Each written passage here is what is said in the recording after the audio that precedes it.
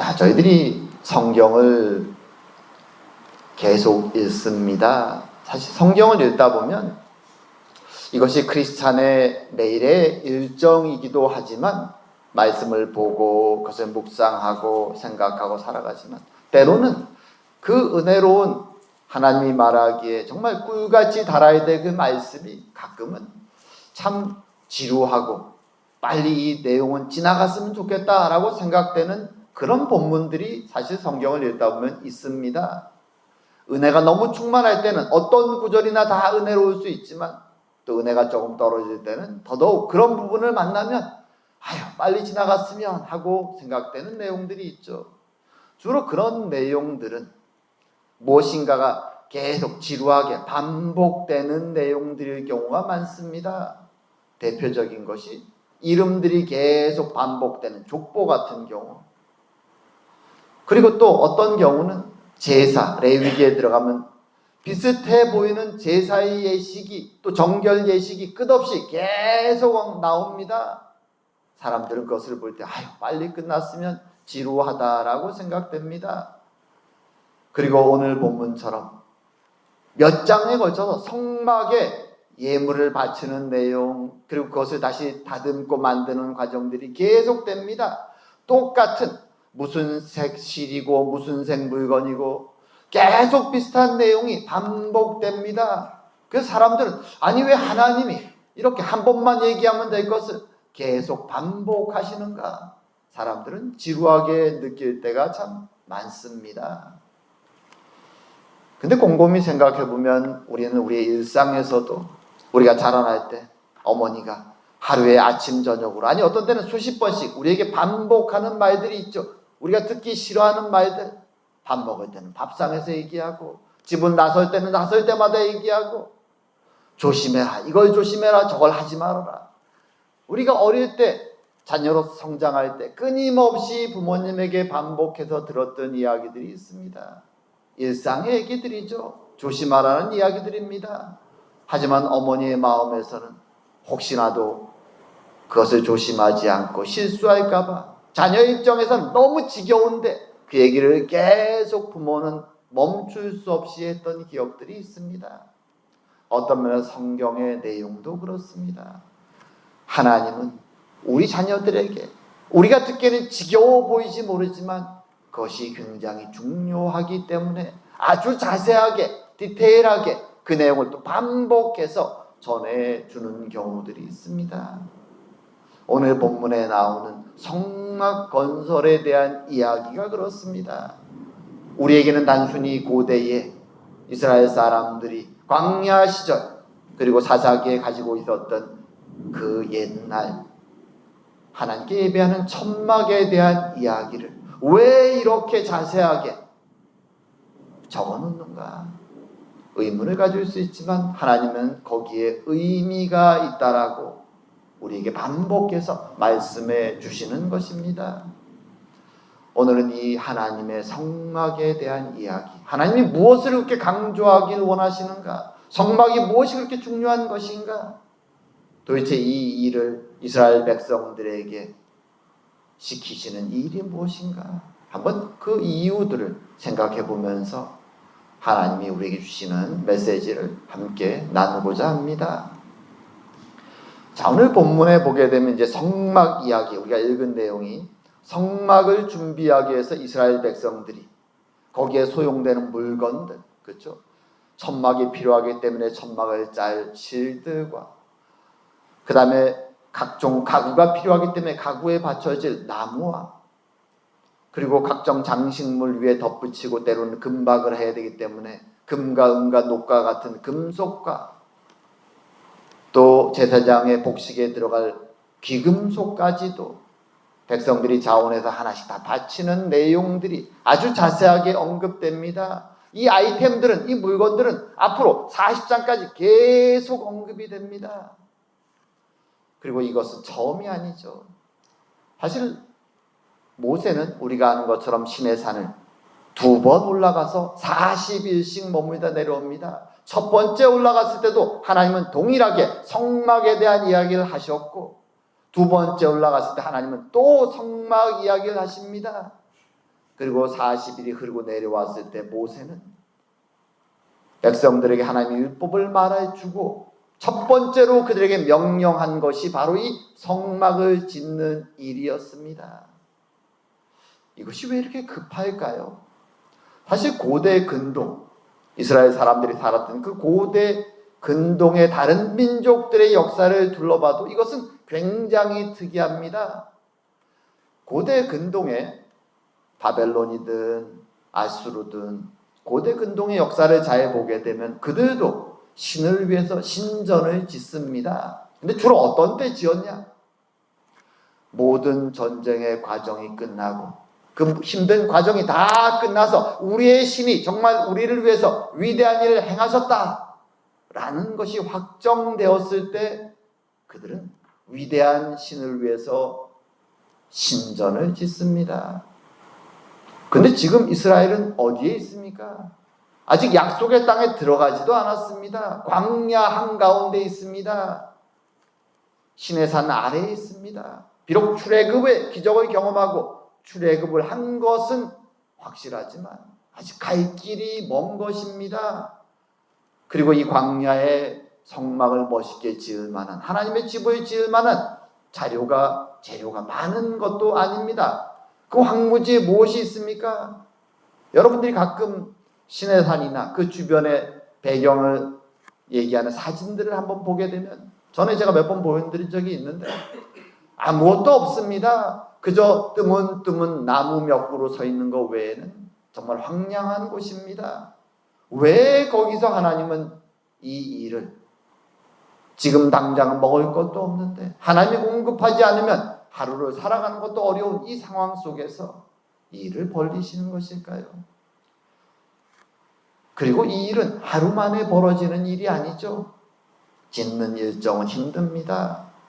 짧게 이스라엘의 그 일정을 한번 살펴보면 이스라엘이 시내산에 오기까지 다시 이스라엘 달력으로 1월 15일 날 출애굽을 해서 3월 초에 약 2달이 걸려서 시내산에 도착합니다. 그리고 거기서 40일을 2번 시내산을 올라가고 중간에 이스라엘 백성들의 죄를 회개하는 시간까지 하면 2달 넘는 시간이 이미 지나갔죠. 거의 3개월 정도의 시간이 또 흘렀습니다. 그리고 이스라엘이 시내산에 온 지 거의 1년 뒤에 이제 이스라엘은 출발을 다시 합니다. 그래서 계산해 보면 이스라엘이 지금 작업을 시작해서 거의 6개월 동안 계속 그 태양볕 아래에서 성막을 만드는 작업을 한 것입니다. 이 길고 힘든 작업을 하나님은 왜 그 광야에서 물자도 없고 힘들고 더운 그곳에서 아직까지 무엇인가 성취되지도 않은 것 같은데 구원의 완성을 위해서는 가나안에 가야 되는데 아직 큰 싸움이 남아있는데 왜 하나님은 여기서 성막을 만들려고 하실까요? 어떤 면에서 이것이 진짜 종교와 가짜 종교의 차이점이기도 합니다. 가짜 종교는 확실한 게 없습니다. 이루어져야지 우리의 신이 뭔가 했구나. 미래가 항상 불확실하죠. 하지만 진짜 종교, 하나님을 믿는 종교는 그렇지 않습니다. 모든 것이 명확합니다.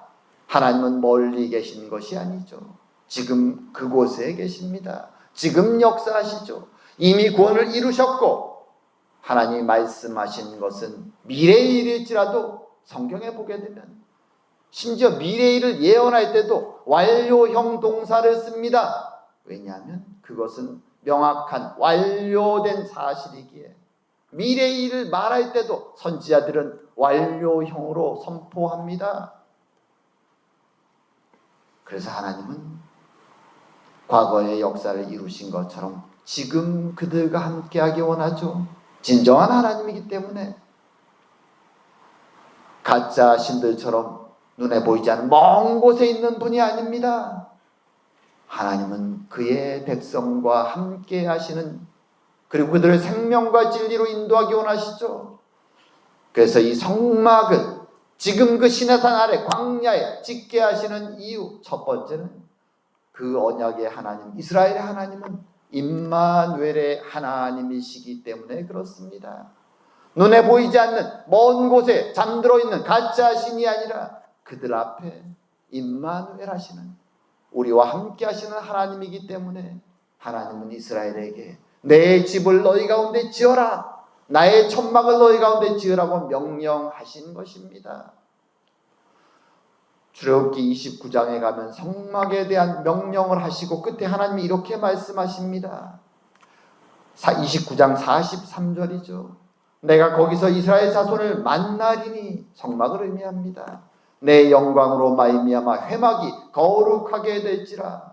그들은 내가 그들의 하나님 여호와로서 그들 중에 거하려고 그들을 애굽 땅에서 인도하여 낸 줄을 알리라. 나는 그들의 하나님 여호와니라. 하나님의 구원의 목적이 무엇입니까? 그들과 함께 살기 위해서라고 말씀하십니다. 에덴 동산의 첫 창조의 날 이후로 하나님은 그의 백성과 에덴에서 함께 사셨습니다. 친구처럼 그들과 대화하셨습니다. 그것이 하나님이 원하시는 참된 하나님과 그의 백성의 관계입니다. 언약을 맺고 관계가 회복됐을 때 가장 먼저 이루어져야 될 것은 하나님이 그들 가운데 사신다는 것이죠. 그 징표를, 그 사인을 성막으로 그들에게 만들라고 명령하신 것입니다. 성막은 하나님께 예배하는 단순히 예배의 처소가 아니라 하나님의 집입니다. 하나님이 그들 가운데 거하신다라는 것을 보여주는 것이죠. 모든 이스라엘 백성들이 그 성막을 바라볼 때마다 하나님이 여기 계신다, 그것을 믿으라고 하나님이 성막을 만들라고 말씀하신 것입니다. 매주 안식일마다 그곳에 모여 함께 예배할 때마다 하나님이 임재하시는 놀라운 경험을 하면서 그들은 하나님과 함께 살아가는 방법을 배우는 것입니다. 하나님이 여기 있구나, 하나님의 말씀을 듣고 하나님께 예배하며 하나님과 교제하며 하나님의 존재를, 그리고 내가 누구인가, 하나님의 언약 백성임을 깨닫는 것이죠. 이것이 먼저 시작되어야 된다고 하나님은 말하는 것입니다. 언약의 하나님, 그저 먼 곳에 있는 하나님이 아니라 찾아오셔서 그의 백성과 함께 약속하신 그 하나님은 그의 백성이 천막에 거할 때 그분도 그 가운데 함께 천막에 거하셨습니다. 그들이 천막을 좁고 이동할 때 하나님도 함께 그들과 함께 이동하셨습니다. 그렇게 하나님은 직접 보여주시는 것입니다. 내가 여기 있다. 우리 신앙인들도 마찬가지입니다. 하나님은 우리 안에 임마누엘 하신다고 말씀하십니다. 함께 거한다 라고 말씀하십니다.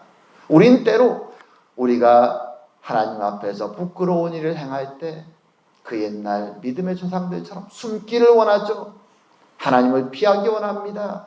지금만큼 하나님이 제발 저 멀리 떨어져 있기를 원합니다. 그리고 내 마음대로 살기를 원할 때가 있습니다. 하지만 하나님은 말씀하시죠. 나는 너의 언약의 하나님이다. 나는 너희 안에 있다. 너와 함께 살아간다. 그것을 기억하라고 말합니다. 나와 함께 하시는 하나님, 그분을 인식할 때, 그리고 내가 그의 백성임을 깨달을 때, 그분이 내 앞에 있음을 생각할 때 우리도 모르게 한 발 한 발 거룩의 길을 걸어가게 되는 것입니다. 생명을 향하여 나아가는 것이죠. 그것이 하나님이 성막을 지으라고 명하신 이유인 것입니다. 두 번째로 그 성막이 유일한 하나님을 만날 예배의 장소이기 때문입니다. 하나님이 이걸 굉장히 강하게 말씀하십니다. 오직 여기서, 이곳에서만, 그리고 내가 지정한, 가르쳐준 방식으로만 나를 찾아와 만나야 된다. 레위기에 이 말씀이 계속 강조가 됩니다. 레위기에서 이렇게 말씀하시죠. 17장 8절의 말씀입니다. 너는 또 그들에게 이르라. 이스라엘 집 사람이나 혹은 그들 중에 거류하는 거루민이 번제나 제물을 드리되 회막문으로 가져다가 여호와께 드리지 아니하면 그는 백성 중에서 끊어지리라. 신명기 12장에 또 말씀합니다. 이것은 막 뒤에 일어날 성전에 대한 것을 생각하면서 선포된 말씀입니다. 너는 삼가서 내게 보이는 아무 곳에서나 번제를 드리지 말고 오직 너희의 한 지파 중에 여호와께서 택하실 그곳에서 번제를 드리고 또 내가 내게 명령하는 모든 것을 거기서 행할지니라. 하나님이 성막을 지으라고 명령하신 이유는 오직 그곳 한 곳만이 유일하게 하나님께 예배할 수 있는 장소이기 때문입니다. 이것을 하나님은 이스라엘 백성의 머릿속에 명확하게 심어주기 원하셨습니다. 왜 그러셨을까요?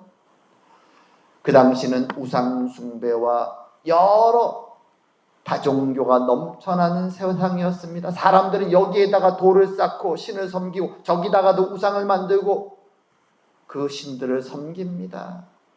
그런 식의 우상 숭배가 아주 넘쳐나는 시대였습니다. 그러기에 하나님은 그들에게 명령하신 것이죠. 그 유혹에 빠지지 않기 위해서 오직 여기서만 너희들은 나를 섬겨야 된다. 오직 여기서만, 한 곳 여기에서만. 그리고 내가 정한 제물을 바쳐 피를 흘리고 그 제물에 너희 손을 얹어 너희 죄를 속하게 되는 그 방식, 속죄의 방식을 통해서만 내 회막 앞에, 성막 앞에 나와서 제사를 드리면 내가 그것을 받을 것이라고 하나님은 말씀하셨습니다. 장소도 유일하고 방식도 유일합니다. 그 속죄의 제사가 없으면 그 다음에 감사제나 화목제도 따라올 수 없습니다. 첫 번째가 속죄의 제사죠. 하나님은 그것을 통하여서 말씀하시는 것이죠. 그의 백성들에게 말하는 것입니다. 나의 구원의 방법은, 구원의 방식은, 구원의 장소는 오직 한 곳이다. 죄사함이 없으면 나의 백성이 될 수 없고 제물의 피가 흐르지 않으면 너희들은 나의 백성이 될 수 없고 나를 만날 수 있는 유일한 곳은 이 집, 나의 집, 성막밖에는 없다. 그것을 강조하면서 그들의 마음속에 유일한 하나님의 성막으로 이 땅에 오신 그리스도, 그의 속죄의 제물로 죽으신 그리스도, 그분을 준비하게 하신 것입니다. 그래서 그리스도가 이 땅에 오셔서 하나님의 성전으로 스스로를 바치셨고 하나님의 제물로 스스로를 바쳐 그의 백성을 위해 죽으셨을 때 그분만이 유일한 구원의 길, 구원의 장소, 구원의 방법이 되는 것입니다. 이것을 그의 백성들의 머릿속에 심어주시기 위해서 다른 곳으로 눈을 돌리지 못하게 하나님 하시고 오직 한 장소로 그들을 부르신 것입니다. 그것이 성막의 의미입니다. 우린 이것을 기억해야 되는 것이죠. 구원의 방식은, 구원의 장소는 우리에게는 오직 한 구원자가 있고 그리고 그 구원자를 통하여 한 말씀이 있고 그리고 한 영 안에서 우린 한 하나님을 바라보고 예배하는 것입니다. 이것이 한 성막을 이스라엘에게 오직 유일한 성막을 그리고 오직 유일한 제사를 허락하신 이유들이라는 것을 우리는 기억하는 것이 필요합니다. 그리고 세 번째로 하나님이 그것을 하신 이유는 이스라엘 모든 백성들이 이제는 하나님의 역사에 참여하고 그것을 경험하도록 만들기 위해서입니다. 신앙은 하나님이 행하시는 것을 단순히 지켜보는 것만이 아니라 하나님이 이루신 구원을 확신하고 이제 구원받은 자들로서 하나님의 일에 참여하는 것으로 우리의 신앙이 자라가게 됩니다.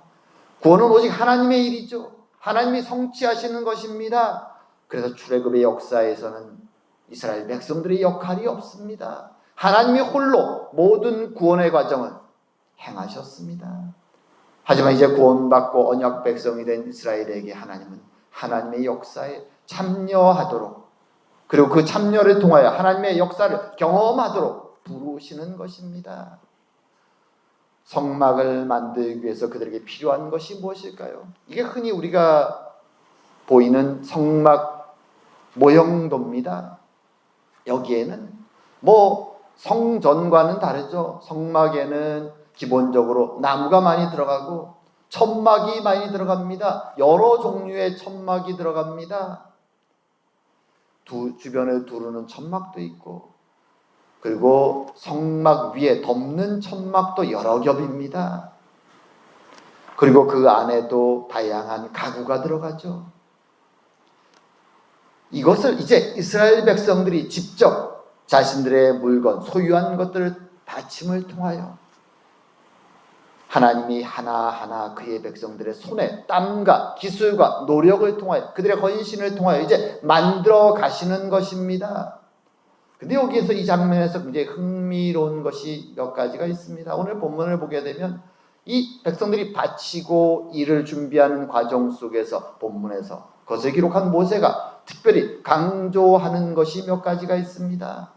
본문을 보면 그렇죠. 읽어보면 느낌이 오죠. 이렇게 얘기하죠. 마음이 감동된 모든 자와 자원하는 모든 자가 와서 회막을 짓기 위하여 그 속에 쓸 모든 것을 위하여 거룩한 옷을 위하여 예물을 가져다가 여호와께 드렸으니 마음의 감동을 받아 슬기로운 모든 여인은 염소털로 실을 뽑았으며. 여기서 보면 계속 본문을 우리가 읽은 본문에서 강조하는 것 중에 하나는 마음이 감동된 자, 자원하는 모든 자. 이 시작점에서 하나님은 그들의 마음을 감동하셔서 그들이 자원해서 이 모든 것을 행하게 하셨다라는 것입니다. 이것이 하나님 나라 일에서 아주 중요한 것입니다. 억지로 시키지 않습니다. 하나님의 역사는 감동받은 자들. 그리고 오늘 본문에 보면 특별히 여인이란 단어가 많이 나옵니다. 하나님 역사에서 대부분 여인들은 언급이 되지 않습니다. 그래서 여인의 이름이 등장하면 그것은 특별한 강조가 있는 것이죠. 특별한 이유가 있는 것입니다. 여인들의 이름이 자주 언급된다는 것은 이것은 단순히 힘 있는 그리고 밖에서 일을 하는 남자들만의 일이 아니라 이스라엘 모든 백성이 참여한 하나님 백성이 모두 협력하여 수고한 일이라는 것을 모세는 우리에게 강조하기 원하는 것입니다. 어떤 사람은 그저 실을 뽑는 일, 그 일에 집중했을 수도 있고, 어린아이들은 그것을 다시 전문 일꾼들에게 전달하는 일을 했을 수도 있습니다. 모두가 자기의 몫을 하나씩 하나씩 담당해 나가는 것입니다. 그리고 6개월 동안 그 일을 해 나가는 것입니다. 그래서 이 일 속에서 하나님은 모든 백성들이 참여하기를 원하셨습니다. 그리고 더 흥미로운 것은 그들이 자발적으로 모든 일을 감당할 때 그들이 깨닫는 것이 하나 있습니다. 지금 성막에 필요한 모든 물건은 비록 여기가 광야지만 그들 손 앞에 이미 있었다는 것입니다. 어떻게 성막에 들어갈 물건들이 그들의 손에 들어왔을까요? 애굽에서 노예 생활을 하다가 탈출한 그들이죠. 사실 탈출하기 직전에 하나님이 모세를 통하여 한 가지 메시지를 주죠. 너희들이 애굽을 떠날 때에 애굽 사람들에게 가서 금은 폐물과 옷과 기중품을 요구해라 라고 말씀하십니다. 어찌 보면 되게 황당한 명령입니다. 그동안 자신들을 무시하고 우습게 알았던 노예처럼 보았던 애굽 사람들이 그 말을 들어줄 리도 없고 그들 앞에 가서 그것을 요구한다는 그 상황 자체가 이해가 되지 않습니다. 하지만 하나님의 놀라운 기적으로 그들이 떠나게 됐을 때 그들은 그 명령에 따라 아마도 혹시나 하는 마음으로 애굽 사람들에게 가서 그 말을 꺼냅니다. 그러자 기적처럼 그들이 자신들의 금은보와 폐물들을 그리고 옷가지들을 여러 가지 기중품들을 이스라엘 백성들에게 넘겨줍니다. 그리고 그들은 얼떨결에 기쁜 마음으로 그것을 챙겨서 이 시내산 앞에까지 왔던 것입니다. 하나님이 그들에게 준비시켜 주셨던 것이죠. 하나님이 준비하셨음을 그들은 이것을 지으면서 깨달으면서 하나님 앞에 기쁜 마음으로 자원하며 내놓게 되는 것입니다. 하나님이 이 때를 위해서 준비시켜 주셨구나. 이런 천과 옷감과 실과 기둥뿐만이 아니라 성막에는 나무가 사실 많이 들어갑니다. 우리가 알지만 광야에는 목재로 쓸만한 나무가 사실 거의 없습니다. 우리가 오늘 본문에 등장하는 나무가 있죠. 조각목이라고 성경에는 번역을 하는, 사실은 잘못된 번역입니다. 이게 중국어로 먼저 번역이 됐는데 마땅한 단어가 없어서 중국 단어로 조각목이라고 한문으로 썼던 단어를 그냥 한글로 번역하다 보니까 한국에서는 이게 무슨 가구의 이름인가, 조각목, 이상하죠. 나무의 이름 같지가 않죠. 좀. 보통 영어로는 아카시아 또는 씨띠나무라고 번역을 합니다. 아카시아과에 속하는 나무죠. 그래서 가시가 있는, 그리고 광야에서 자라기 때문에 당연히 쭉 똑바로 자랄 수가 없습니다. 물도 없고 더운 곳에서 자라기 때문에 나무가 비틀고 삐뚤빼뚤합니다. 그리고 가시나무입니다. 껍질도 두껍습니다. 이 나무의 하나의 특징은 물이 없는 사막에서 생존해야 되기 때문에 나무가 딱딱하고 썩지도 않고 뿌리가 굉장히 깊이 뻗드는 나무라는 것이죠. 그 나무들이 이스라엘 사람들 눈앞에 있었습니다. 그 광야에. 그래서 그들은 그것을 잘라와가지고 가시를 벗기고 두꺼운 껍질을 벗기고 다듬어서 조금씩 모아서 그 나무로 이제 성막에 들어갈 재료들을 사용하게 되는 것입니다. 참으로 신기하게도 하나님이 요구하신 모든 재료가 그들 눈앞에 있었다라는 것이죠. 하나님이 준비해 주셨습니다. 새로운 것을 만들라고 요구하지 않습니다. 어디 가서 훔쳐오라고 말하지 않습니다. 하나님은 그들의 손에 이미 준비하셨던 재료들을 통하여 하나님의 성막을 만들어 가라고 그들에게 말씀하십니다. 그들은 그것을 깨닫고 하나님 앞에 자신들의 지혜와 능력과 힘을 다합니다. 그리고 오늘 본문에도 나오지만 그들이 그렇게 마음이 감동될 때 하나님 그들에게 지혜를 주시고 힘을 주시고 그들에게 먹을 것과 입을 것과 모든 것을 이 6개월 동안 그 광야에서 살아갈 수 있는 모든 것을 공급해 주십니다. 그래서 그들은 그 일을 시작할 때는 걱정이 많았습니다. 과연 이 일을 우리가 끝낼 수 있을까? 이 황량한 곳에서 어떻게 일이 가능할까? 하지만 하나님은 그들에게 모든 것을 공급하시며 6개월이 지났을 때 어느 사이인가 그들 앞에는 하나님의 아름다운 성막이 완성되어 있는 것을 깨닫고 그들은 감사의 예배를 올리게 되는 것입니다. 그 일에 참여한 모든 사람들은 바로 하나님의 역사를 경험하는 것입니다. 불가능한 일처럼 보였던 그 일이 우리의 손으로 하나님의 은혜를 통하여 완성되는 것을 보면서 그들은 하나님의 백성으로 자라가게 되는 것입니다. 참으로 이 놀라운 역사를 경험하고 그들은 이제 하나님의 백성으로 광야를 전진해서 움직일 준비를 하게 됩니다. 이것이 하나님이 성막을 지으라고 명령하셨던 이유입니다. 참으로 여기에 적용되었던 하나님의 원리와 메시지가 우리의 삶에도 동일하게 오늘날에도 적용이 되는 것입니다. 하나님은 오늘날에도 임마누엘의 하나님이시죠. 하나님은 저 멀리 떨어진 곳에 계시지 않습니다. 그의 영을 통하여 우리 안에 계십니다. 때로는 우리는 회피하기 쉽고 피하고 싶을 때가 있지만 하나님은 우리 앞에 항상 계십니다. 동행하시고 지키시고 인도해 가십니다. 우리는 그것을 기억해야 되는 것입니다. 그리고 주님은 성막의 유일한 예배와 그 방식을 통하여 우리의 구원의 유일한 방법이 바로 그리스도의 십자가였음을 다시 한번 말씀해 줍니다. 눈을 좌우로 돌리지 말고 오직 그리스도의 십자가를 바라보라고 주님은 말하는 것입니다. 세상에는 유혹거리가 넘쳐납니다. 우리를 흔드는 것이 넘쳐납니다. 하지만 주님은 이스라엘 백성에게도 말했죠. 이곳에서 예배하지 않고 다른 곳에서 예배하는 자는 끊어내라.